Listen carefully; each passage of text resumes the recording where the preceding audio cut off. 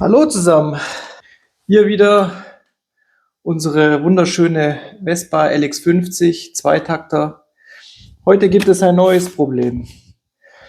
Die Vespa, die zieht schlecht, schlechte Gasannahme. Es fühlt sich an, als ob jemand hinten festhalten würde, wenn man fährt. Oder wie wenn man einen 500 Kilo Anhänger hinten dranhängen hat. Wir möchten uns heute mal der Sache annehmen und schauen, was wir da für ein Problem finden. Als erstes werden wir mal in Richtung Vergaser schauen.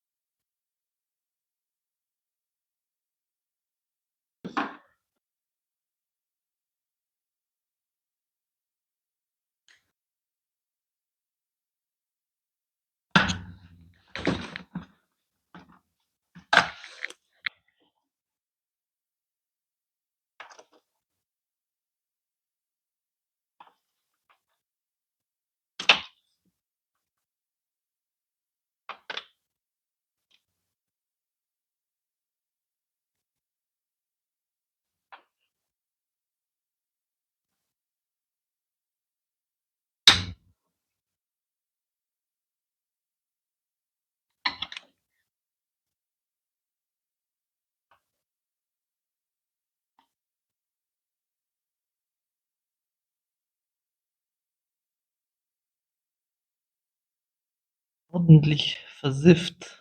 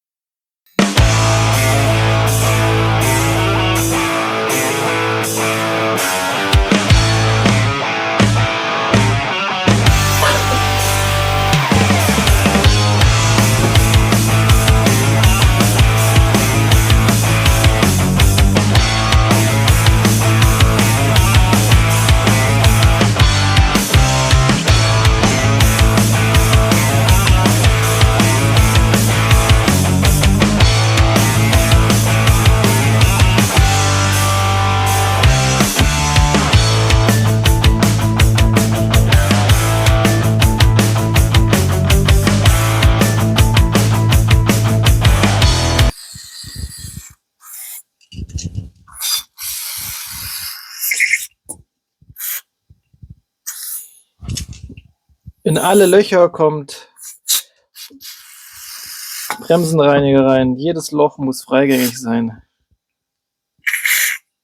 Außerdem muss das Zeug vom Kaltreiniger hier aus dem Vergaser raus, was wir beim Ultraschallbad zugefügt haben. Und als nächstes blasen wir den richtig schön aus.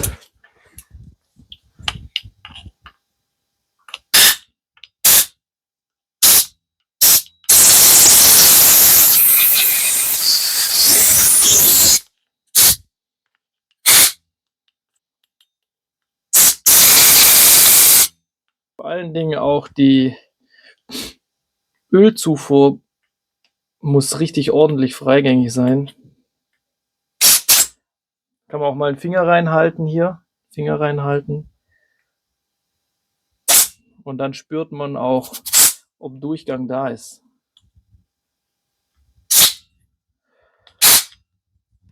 Wenn das sichergestellt ist, ist ein gutes Zeichen. Also auch wirklich in jede Bohrungen reinblasen, die man so sieht und findet. Jetzt ist er schon ordentlich sauber. Ich habe ihn vorher schon mal durchgeblasen und gereinigt. Leider kam natürlich mal wieder der falsche Dichtungssatz. Deswegen müssen wir die Altteile wieder einbauen. Die alten Gummidichtungen. Wir hoffen, dass das dicht wird. Sonst muss man das nochmal zu einem späteren Zeitpunkt abdichten. Also, Hauptdüse. Nochmal gucken. Also ich habe die schon vorher durchgeblasen. Deswegen kann ich sagen, die sind durchgängig. Man sieht ja auch schön durchs Licht durch, dass hier Durchgang da ist.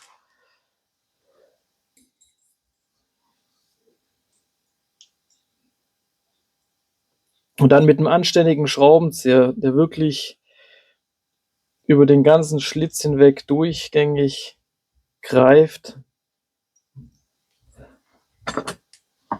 die Düsen schön vorsichtig, aber bestimmt anziehen. Wenn die vergrießknattelt sind, dann ist das einfach richtig, richtig schlecht. Anständige Schraubenzieher sind deswegen wichtig, vor allen Dingen auch die Spitzen sollten sauber sein. Sonst hast du gleich wieder Dreck drin, ne?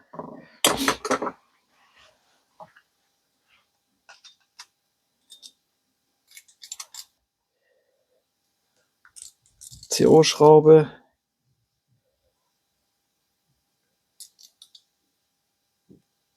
So, schön einstellen. Schwimmer kontrollieren, dass der nicht voll ist mit Sprit. Sonst kannst du den gleich wegschmeißen. Auch hier die Dichtfläche muss ohne fühlbaren oder sichtbaren Rand sein. Ist hier noch in Ordnung.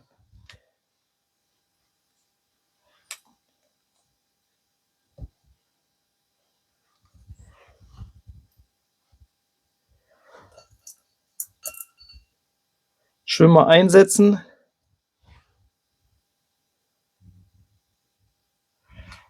Achse einschieben.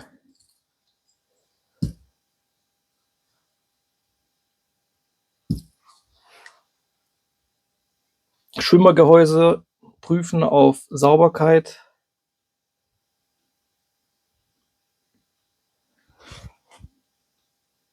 Dichtung aufsetzen. Bei schlechten Dichtungen, die ziehen sich dann zusammen, nachdem man es auseinandergebaut hat. Oder die quillen gleich auf, dass sie überhaupt gar nicht mehr passen. Okay, sie ist wieder reingegangen. Schon mal gut.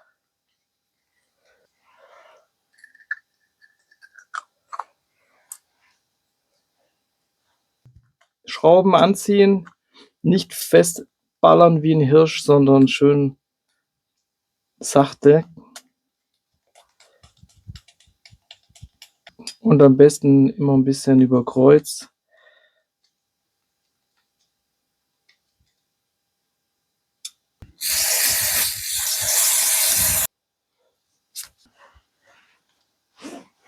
Die muss natürlich dann auch wieder sitzen und deswegen muss das Ding weiter da rein. So, das ist ordentlich drin. Spange drauf.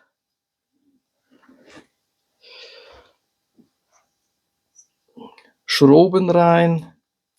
Das kann man nachher noch positionieren, entsprechend wie es dann im Fahrzeug ist.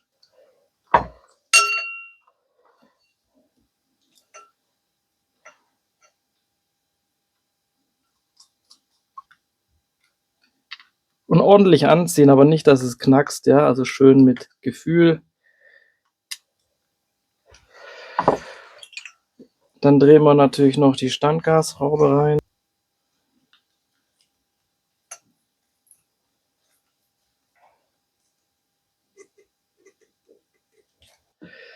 Genau, das war's. Was haben wir noch? Was haben wir gekriegt? Hier haben wir nochmal den Abgleich. Neuteil Original. Zumindest steht es drauf. Bei so Sachen würde ich auch nicht das Billigste kaufen. Man sollte schon ein vernünftiges Teil kaufen, sonst kann man gleich wieder den zerlegen hier. Naja, gut. Also zumindest ist ein originales Zeichen drauf. Schelle übernehmen wir.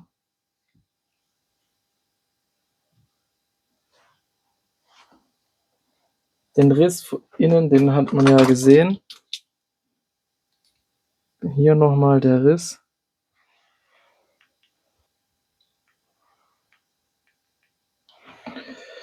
Gut, das fliegt dann also in Schrott.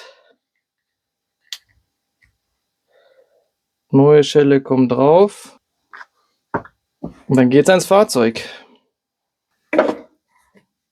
So, wieder zurück am Fahrzeug. So, da ist das Loch. Hier oberhalb der Membran sieht man, dass die Dichtfläche schön glatt, schön sauber ist. Schon gereinigt. Bloß aufpassen, dass da nichts runterfällt. Das gibt nur Ärger.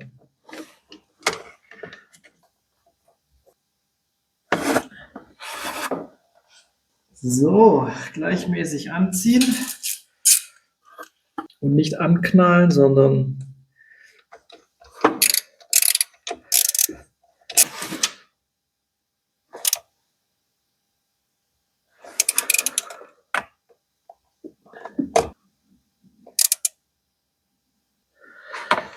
kommt der Verjaser rein. Schon mal vorpositionieren. Schieber ordentlich einsetzen hier mit der Nut. Mit der Nut zur Nut. Ja? Und das hier ist die Standgasschraube. Schraubenzieher nehmen, anziehen. Den schrauben wir auch wieder rein.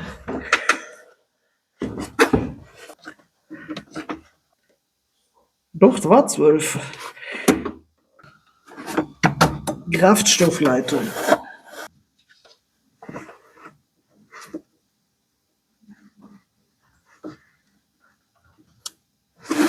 Und jetzt kommt die Ölleitung.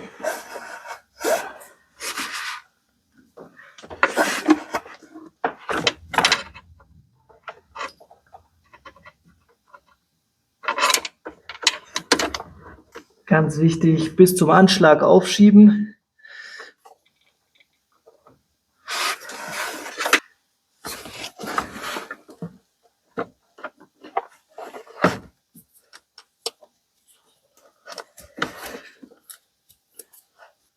Und was macht ihr so?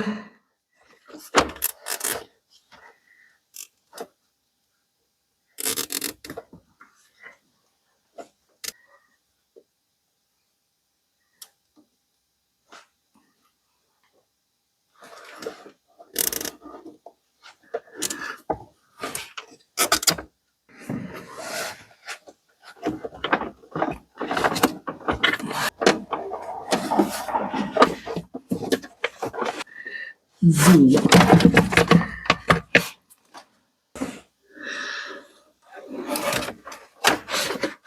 Gucken, dass die Schläuche nicht gequetscht sind.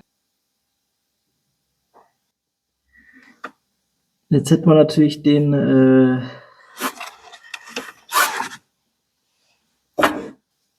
Vergaser füllen können. Ja, dazu ziehe ich das nochmal ab. Und ein bisschen dran zutteln. Das läuft, nein.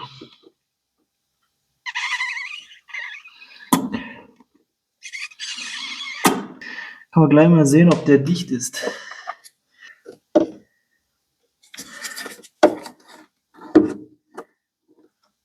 Also bis jetzt läuft noch nirgends was raus.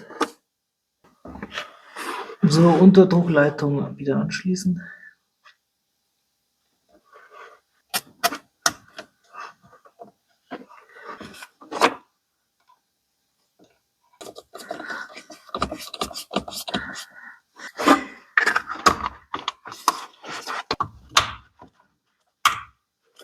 Da war auch schon einer dran hier.